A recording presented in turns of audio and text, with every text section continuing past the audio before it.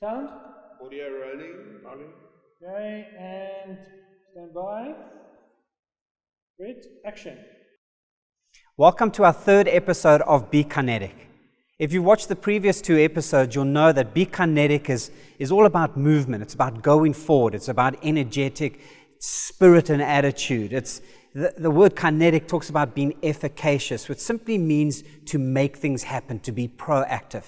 And as we journey over the next months and even years, we're going to look at different topics. And so our first two episodes went around safety. Today I want to look at a little bit around just the mindset of how to be more effective and successful in our personal lives as well as maybe within our leadership. And as we keep going, I'm going to look at some of the organizational dynamics. I'm very passionate around the concept of leadership, and so we will definitely be exploring these concepts. But today I just want to spend a little bit of time on what does it take to be successful. Now, I want to say this outright. I do not glow in the dark. My life is riddled with mistakes and with failures, and so in no way do I want to go, I am the pinnacle of perfection, because I am so far from that. But I do need to be honest, is that over the years, through the mistakes I've made, there has been something of a grace in understanding and learning and making changes. And I feel I do have something to say. I have learned stuff, and I feel I can contribute in the area of just kind of motivational success and how to be just a little bit more dynamic in the things that you want in life. One of the key areas that I have found, if we want to be successful in life, it comes down to our daily habits. I must be honest with you, when I walk past the magazine rack at one of the shopping centers, and typically there'll be a men's health type of gym magazine, and they'll always have on the cover some guy with ripped abs, and I mean he's just muscles all over the place. And every time I walk past, I'm jealous. I go, man, I would love to have those abs. I'd love to have that frame. I'd love to have those muscles. And I go, that's what I want.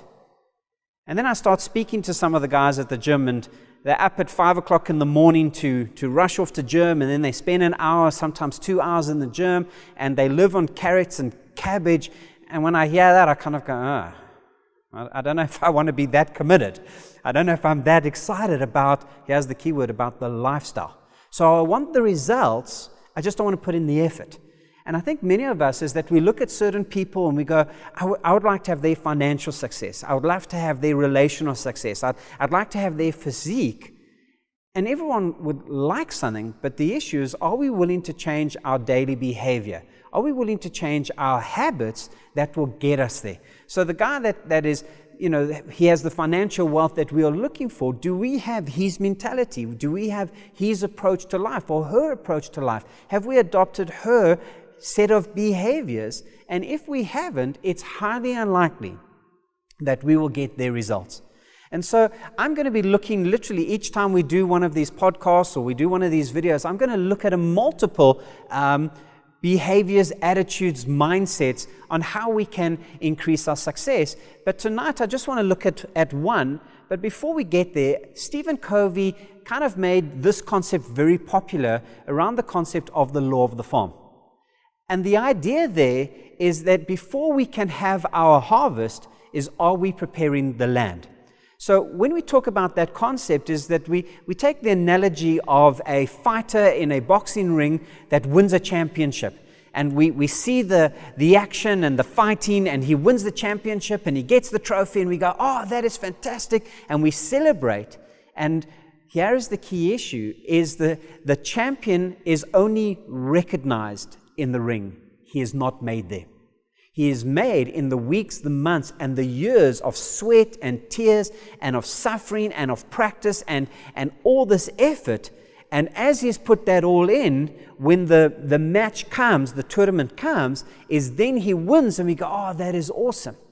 And I think many of us, like myself, is that we've had opportunities to succeed, but because we have not put in the time and effort beforehand, when the opportunity comes, we do not have the strength, we do not have the fortitude, we do not have the capacity to maximize, to seize that moment, and then things go wrong.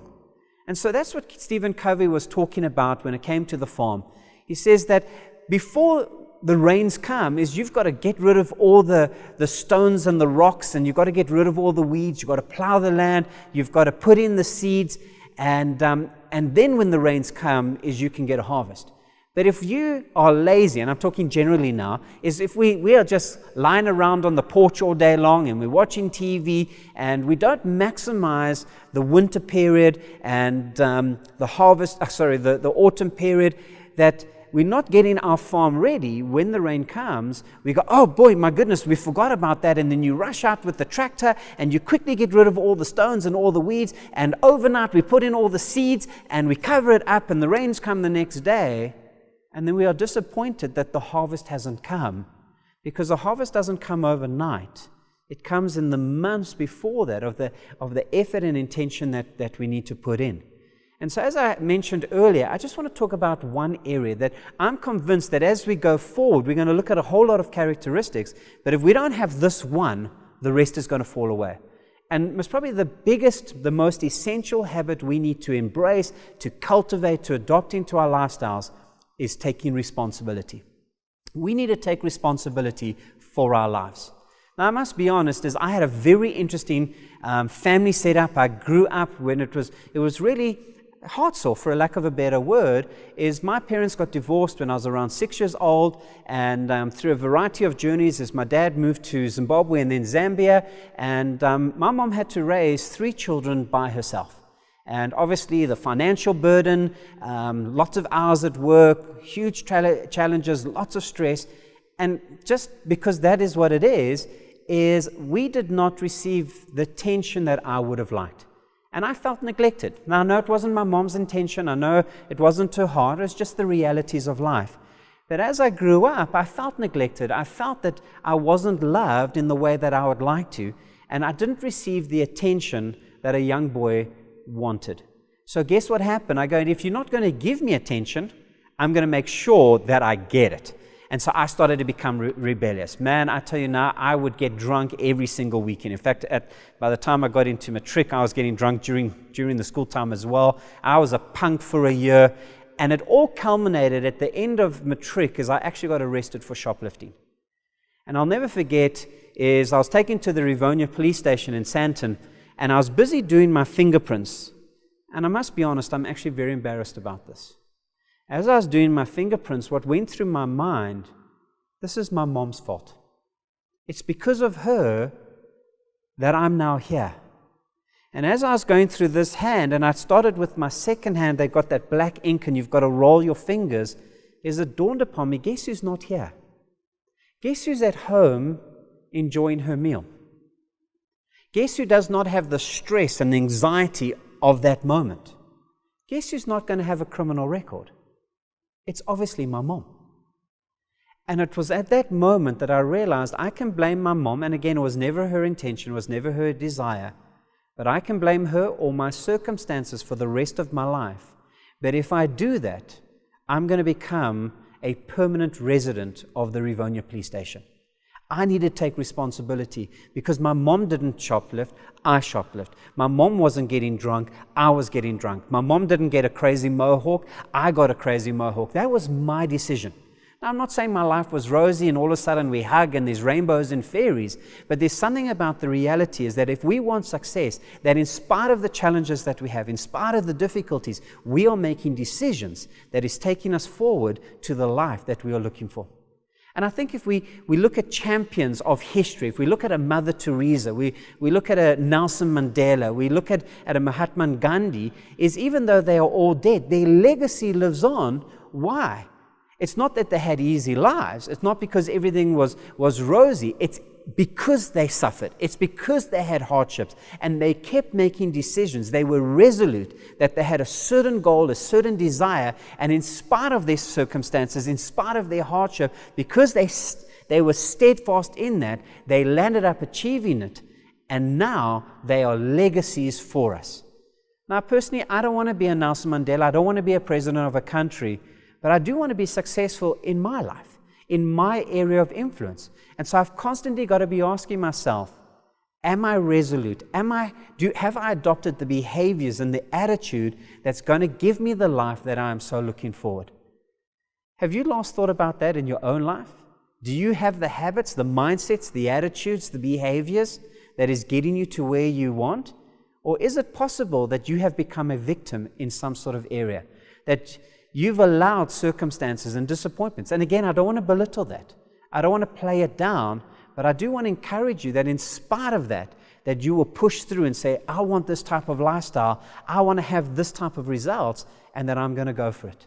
And so it's really challenging to put away a victim mindset. It's very challenging to say that in spite of the circumstances, I'm not going to allow it to dictate my future, even though it's real, even though it's challenging. Part of this dynamic of moving away from being a victim is embracing the necessity of doing what it takes.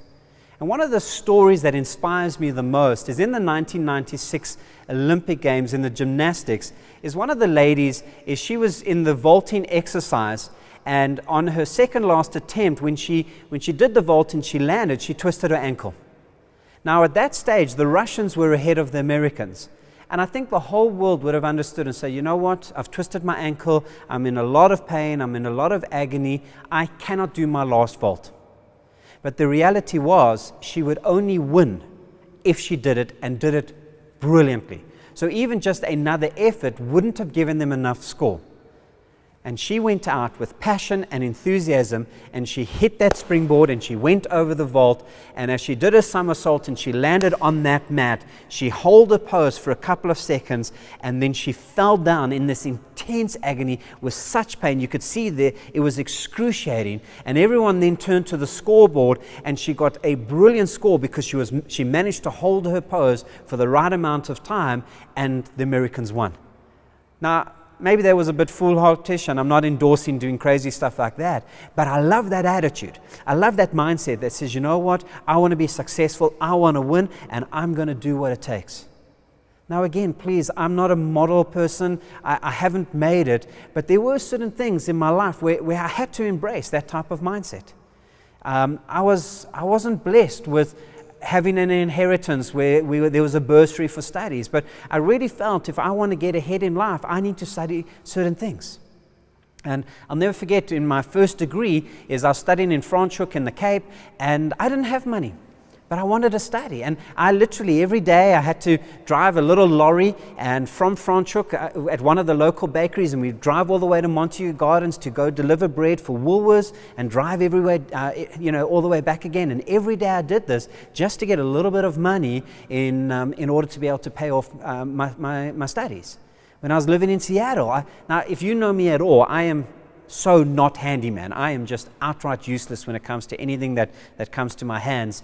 And living in America, I didn't have the financial resources, and I remember having to work underground, under people's houses, getting rid of all the rebar and the cement so that we could do some more some woodwork and to kind of reinforce the house. And I'll never forget, we had to make this ramp for a wheelchair, and it was excruciating work, and I hated it, and I was dirty and sweaty, and it was painful. And part of that process is every night I would be picked up with a friend, and we would go out to Red Lobster and to Burger King, and we would clean their floors. My job was to put on chairs on the table and move the table to the side as he vacuumed the floors, and then put it back. And we would normally get home at around 12:30, 1 o'clock, and then we've got to drive home and be up at around 5 o'clock to go to school. And it was an intense year, but I got my degree. I got what I was looking for. And it would have been so nice to go, well, it's too difficult, there wasn't enough opportunity, I wasn't given a bursary, or there wasn't money left for me, but I wouldn't have got my goal. And I really want to encourage you to, as we go through the next numerous episodes, we're going to constantly explore these concepts, but I want to encourage you to have a look at your life and go, is it possible that in some areas you have just kind of, maybe not given up, but have become lackadaisical? You haven't put in the intention and the energy and the effort needed to get to your goal. Maybe it's also possible that you've allowed circumstances to hold you back, and you are blaming the circumstances, which is legitimate. But instead of saying, you know what, I'm going to take charge of my life in spite of that. And maybe in the next couple of days or weeks, as you want to just be reflecting and say, what are my goals? What is my intentions? What are my desires? And in what areas do I need to pick it up? In what areas do I need to take greater responsibility? And so I just want to thank you for listening to me today, and I'm really excited that we're going to keep exploring this concept, and as we keep going down this journey, we're going to look at this. We're going to also continue to look at some leadership issues and kind of the organizational dynamics of running companies, and obviously because it's where I spend a lot of time in, is we're going to be looking at some more safety issues and how to be more effective in creating a resilient safety culture. Thank you for joining me today, and I'm really excited about moving forward and about being kinetic. All the best.